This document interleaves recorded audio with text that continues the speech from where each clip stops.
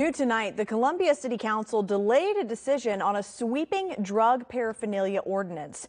The ordinance, as written now, would outlaw smoking pipes, scales, and containers in many situations. Our Chris Joseph spoke with city leaders and a smoke shop owner about what's at stake. The Columbia City Council voted to approve the expansive drug paraphernalia ordinance on first reading, but it also sent the ordinance back to committee. I spoke with a smoke shop owner today who says he's concerned the ordinance will force him out of town. We'd have to get rid of all of our concentrate accessories. There's not much Andrew Bagley thinks would be spared Columbia's proposed drug paraphernalia ordinance.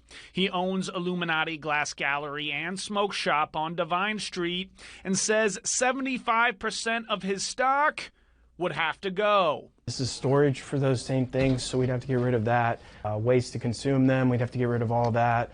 Pieces for pipes that we would absolutely have to get rid of, including all of the pipes, which is pretty much the rest of the store.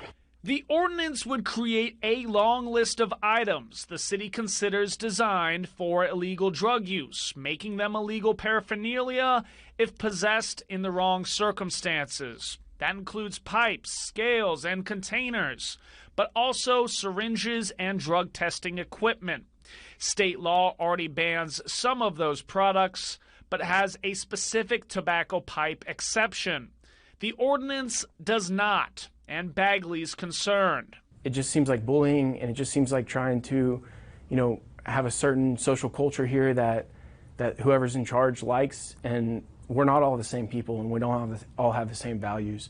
So if people want to consume tobacco and they want to do it through a water pipe, that's up to them. The ordinance does create a list of factors that would be considered when determining if the object is paraphernalia, including advertising or if the owner is a tobacco dealer. Howell? Yes. Mr. Duvall? Aye. Mayor Rickman? Aye.